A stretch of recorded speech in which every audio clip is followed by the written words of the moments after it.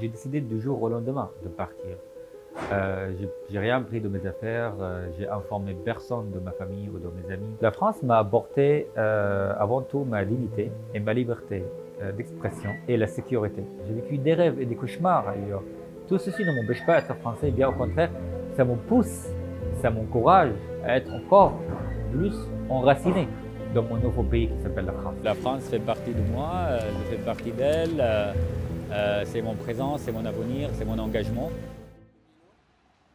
Je m'appelle Omar Youssef Soleiman, j'habite en France depuis 2012. Je viens de la Syrie. Je suis arrivé en France comme réfugié politique et depuis l'âge de 18 ans, je pratique l'écriture et je travaille comme journaliste. Comme des milliers de jeunes syriens en 2011, j'ai participé à la révolution en espérant d'avoir un pays, une démocratie, une liberté d'expression. Le moment où j'ai décidé de partir de la Syrie, c'était quand, comment dire, le couteau est arrivé jusqu'aux gorges. J'avais des amis qui étaient arrêtés. Une fois qu'ils sont sortis, plusieurs d'eux m'ont dit que les services de renseignement posent beaucoup de questions sur moi dans la prison. La police sont allés chez mon père, ils l'ont agressé. Tous mes amis qui étaient arrêtés, soit ils étaient tués dans la prison, et ceux qui sont sortis complètement détruits sur le plan physique et psychologique. J'ai décidé du jour au lendemain de partir.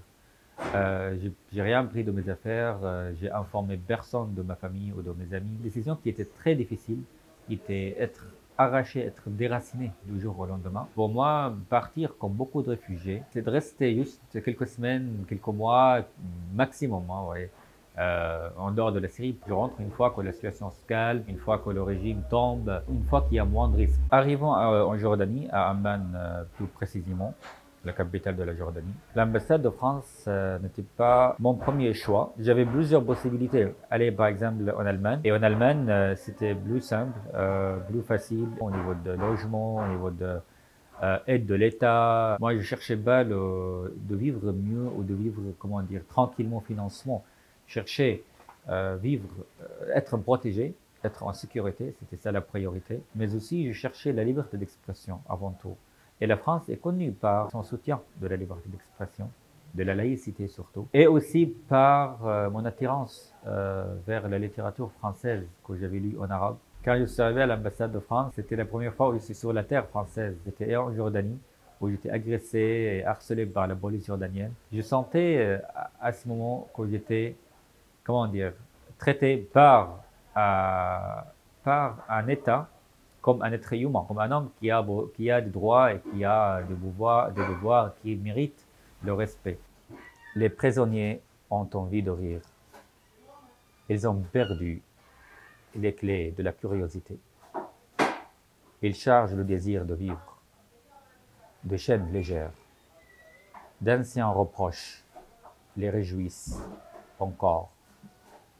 La paresse n'est plus un mystère. L'indépendance est en prison. Paul Éluard. En fait, le plus dur quand je suis arrivé en France, c'était apprendre la langue française. La langue, c'est la clé pour s'intégrer, pour s'adapter à une nouvelle culture. Pour apprendre le français, on doit vraiment recommencer sa vie de zéro, comme si on est de nouveau des bébés. On est analphabet, on doit reprendre les lettres, formules de phrases. Et j'avais 25 ans à l'époque, j'avais déjà fait ma carrière en Syrie, j'avais déjà un travail, j'avais déjà, disons, une vie. Et j'ai perdu toute cette vie. Ce qui m'a donné envie de m'accrocher à la langue française, c'est la douceur de cette langue. Par exemple, quand j'entendais quelques mots, quelques vocabulaires, ça m'envoie ailleurs, ça me fait voyager dans des images magnifiques comme les mots, par exemple, vacances, violence. C'est marrant quand même, il y a des mots qui sont violents, vous voyez, la violence. Et violence, moi je le trouve un vocabulaire beau. Je ne sais pas comment je peux expliquer ça, vous voyez. Ici, la richesse de la langue française au niveau de grammaire, au niveau de temps, c'est une une des langues des plus riches au monde. Vous savez, en arabe, on a seulement 3 temps. On a le passé, le présent, le futur. En français, je ne sais pas combien de temps on a genre 80 ans peut-être, c'est énorme. Alors au début c'était très dur, je vous raconte pas. Pour savoir la différence entre l'imparfait par exemple et le plus que parfait, j'avais l'impression que je faisais un voyage dans le temps. C'était pas possible à comprendre, à imaginer comment il est possible. Cela fait partie d'une richesse incroyable de cette langue. La France m'a apporté avant tout ma dignité et ma liberté d'expression et la sécurité. En France, on adore vivre, on est très vivant, on vit le moment, on fait des grands blancs pour passer des vacances. Une fois qu'on rentre des vacances, la seule chose qu'on pense, c'est les prochaines vacances. On adore faire des ponts, on adore passer des heures à prendre de l'apéro, à parler de l'alcool.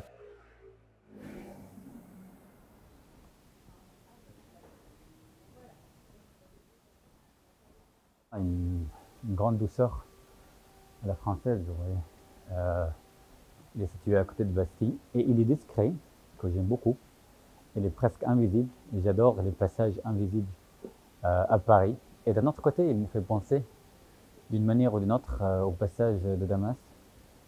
Ce que j'adore aussi, c'est qu'il est très vert. Au début de mon arrivée en France, je pensais qu'au Paris, c'est la France.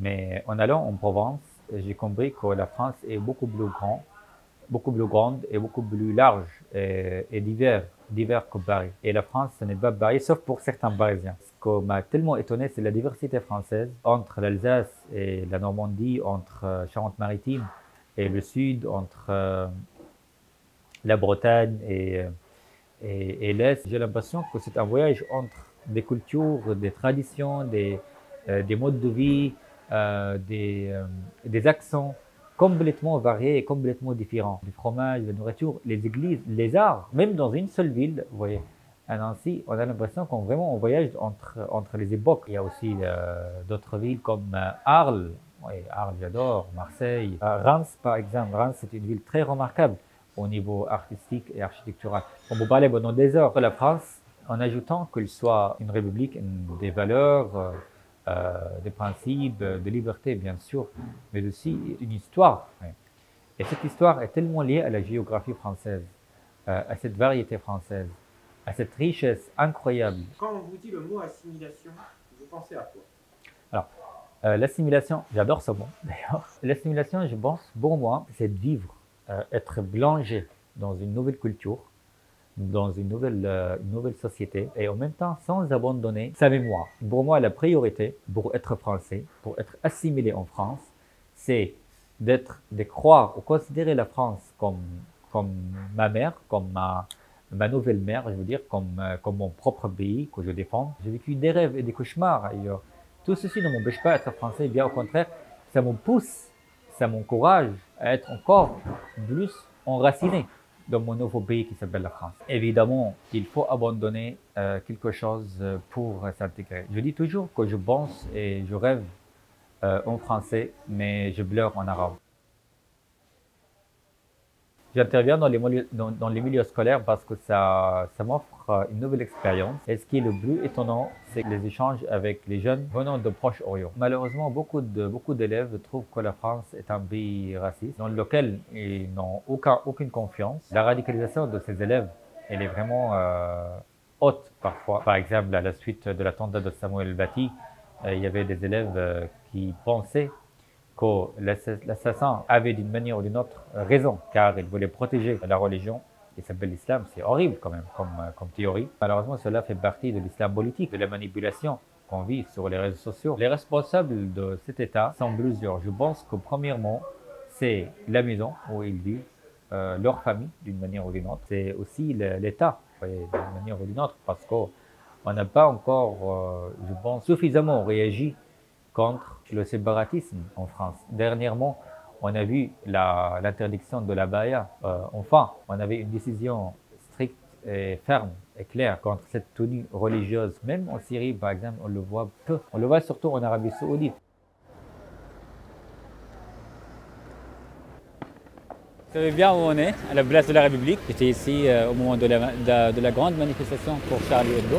C'était très émouvant, très touchant, bouleversant même. D'être ici. Je vois le mot liberté, oui, c'est marrant qu'il est juste là, voilà, juste derrière nous. J'aime parfois le côté chaotique, mais pas trop, parce qu'avec les trottinettes qui dépassent partout, j'aime un peu aussi l'absurdité. Vous savez, au moment d'une manifestation ici, on se manifeste pour une raison ou une autre, et en même temps, il y a beaucoup de chaos qui n'ont rien à voir avec la manif, genre les merguez, les drapeaux de je sais pas où, etc. ça, je ne comprends pas trop, mais je trouve qu'il y a un côté très absurde là-dedans. Mais le Marianne est toujours là. La France fait partie de moi, je fais partie d'elle. C'est mon présent, c'est mon avenir, c'est mon engagement. Et on me pose cette question, est-ce que tu es prêt à mourir pour la France? Je dis oui, mais avant tout, je suis prêt à vivre pour la France. Je pense que ça, c'est le plus important.